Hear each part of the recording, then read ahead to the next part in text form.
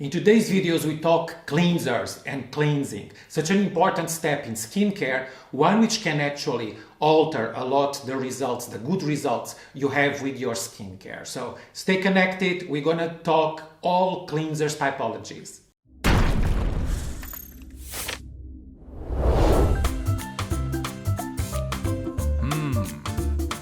Oh! Hi skincare people, Custodio here, Age Traveler again, asking the question, what is that skin wanted before marketing got in the way? When we talk cleansers, very often we are puzzled on how to pick a cleanser. Is it related to skin types, to our age? Is it related to the texture of the cleanser? How much makeup we wear or we are not wearing, etc, etc. There are always a lot of doubts. It's normally the skincare step which keeps you staring at yourself for the longest in the mirror while you make some faces and some expressions. So it should be also a moment of pleasure, of feeling good. I think end of the day to come home and you kick off your shoes and you know that you're not going out again. So there is that moment of yourself moment which normally in my life cleansing step is associated to that. In my opinion, the most intelligent question to ask is not what can the cleanser do for your skincare, but what can the cleanser ruin for your skincare. A well-formulated cleanser should not have exaggerated skincare claims and promises, because a cleanser, it's a removal, a rinse off either with water, without water. We'll get there in the video. But nevertheless, it's something that you remove and it's helping out to remove whatever you don't want to keep on your skin. Be the traces from the urban life, so the so-called pollution, dirt in general, your own sebum, your own excessive secretions, but not all of them. So the idea is not actually to remove your sebum, just whatever is excessive. Also, the idea of a cleanser, of course, is to remove makeup in case you're wearing makeup. SPF, which is in this channel, as you know, a must, which I'm always preaching, and many other channels. And as SPF becomes also more sophisticated, more and more in the industry, cleansers should follow. So how do we pick a cleanser? I would always think textures first before anything else. So the big family of the foam cleansers, here I would say that we are in the realm of all normal combination oily skins. If it's a generic type of foam product, those are the skin types which are more happy to rely alone on this type of cleansing. Then if your skin it's more dry or more mature, you can still use a foaming product, but I would go one which specifies being more formulated for highly sensitive skin, which will have normally more compensation in terms of hydration. It will choose better the type of foaming agents. You will go the betaine, all ingredients which end up with betaine in their inky are great for these mature, very sensitive skin conditions. Now, is your skin sensitive, really reactive, or it's going through an irritative period? Then even if the cleanser, foaming cleanser, mentions sensitive skin, if your state is of inflammation and highly sensitivity, I would go a milky, non-foaming type of product, which has much less tensoactive action, so you have less of the detergent type of lift off of the impurities, although I would still remove it with water.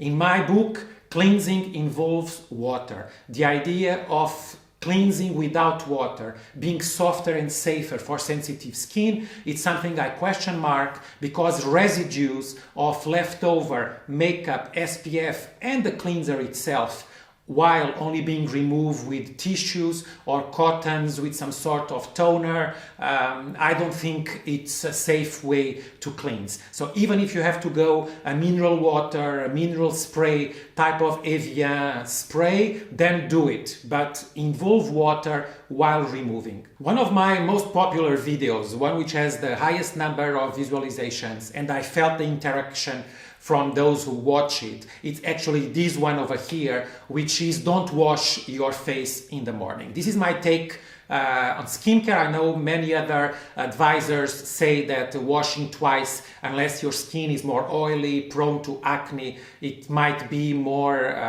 negative than positive, because you need to keep that pH, that microbiome, that oil and water balance, which maybe washing twice a day, it's not the ideal. I fully agree. So unless you have a real extremely oily, acne prone skin, I never wash my face twice per day, nor even cleanse it. So you can watch that video which proposes, because a lot of the content says don't do it, but then they don't say what to do instead.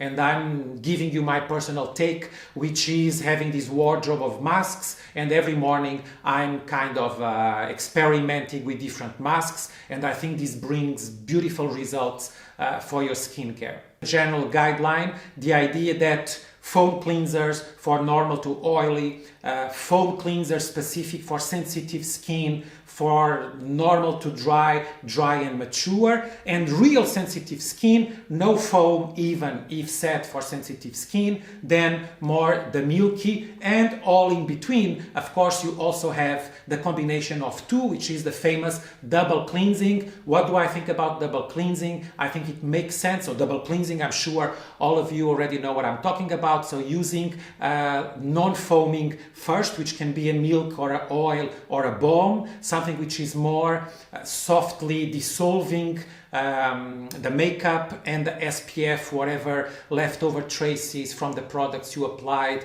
and from the city. And then when removing that, in my opinion, with water or with emulsifying with your fingers wet and then removing with water to facilitate, and then a foam cleanser next. In my book, double cleansing only makes sense, and it's highly advised if you wear makeup or if you wear a more resistant mineral sun protection, or even more, always, if it's a waterproof type of sun protection. Then the double cleansing makes sense. Double cleansing as morning and night, in my book, it doesn't make sense at all. I hear it often that you should double cleanse also in the morning because your skin is an elimination organ. No, it's not. Skin is not an elimination organ. Those are the liver and your kidneys. Your skin is not an elimination organ, just because you have sweat glands which goes through the skin, but when you sleep, I don't think you are sweating a lot unless something is wrong with your room temperature or you have a bit of a fever. Your sweat really is eliminating if you are working out, if you are doing a sauna, not because you are sleeping. So normally the people who promote double cleansing in the morning are brands which have a lot of balms and oils and they want to help out with their sales. It doesn't make sense. Double cleansing, it's an evening step. Morning makes no sense. So what are my favorites? The ones that I rotate the most from my own brand, Swissline. My favorite, the red cleanser, so the refreshing water shock, which is packed with enzymes coming from lychee fruit. It's red, it's exciting, it's a very betaine based type of formulation. So those sugar derivatives which can have this saponine effect, so you foam up without actually using any sulfates, any more aggressive type of tensioactive. Double cleansing, so whenever going for more outdoors, I step up my SPF and use more super covering type of SPFs. When doing these videos or doing any other type of a professional video for my work, a little bit sometimes of powder because of the reflection of the lights. So that's when I do double cleansing. I love these two classics from Chanel. I have a soft spot for them just because the textures are so outstanding. They promise a lot about anti-pollution, blah, blah, blah. I love them not because I believe any of that, but because I think they are very balanced. So L'Huile, which is the first step, and then La Mousse, never ever felt any strip effect, any effect of dehydration. Can use them every night if I want, or then those nights where I don't have that SPF or that I have no powder, I use my usual cleanser from Water Shock. So I promise to you that I will share my favorite ones. There is a very, very bougie one, which is the Prairie foam cleanser. That's the only product from La Prairie that I keep on buying. As a cleanser, as a La Prairie product is more affordable.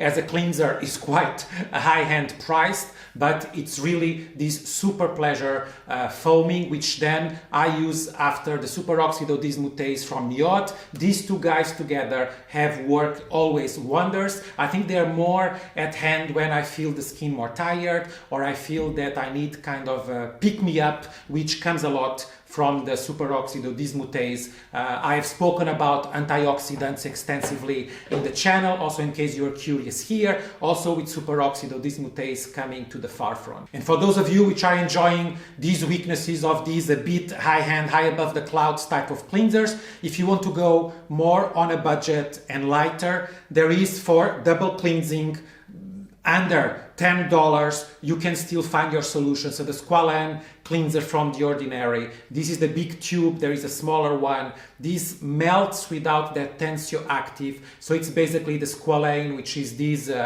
skin identical type of sebum element, which is derived from olives in this case, which melts the makeup perfectly or your SPF, and then it's rinsable with water without any foaming effect. If you want to use it alone, if you want to double cleanse, then I would go CeraVe, which are dermatologist loved type of products. You have the gel in two formulas, one for sensitive skin. Remember, I was talking about the mature skin and the drier skin. That's what sensitive skin should mean in terms of foaming. In terms of oily skin, you also have a formula, and then you have a formula which contains salicylic acid, which is actually perfect for all the more, let's say, complicated skin states like acne or even rosacea.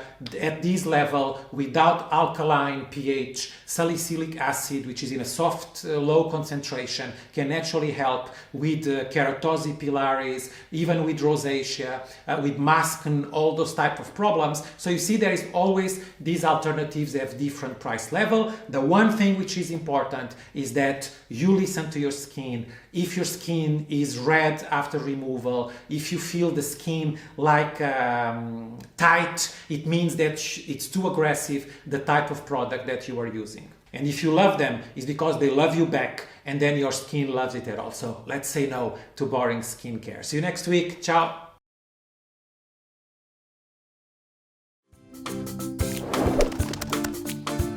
So before you wash your face, now I would say you could subscribe the channel and follow every week if you think this content is interesting.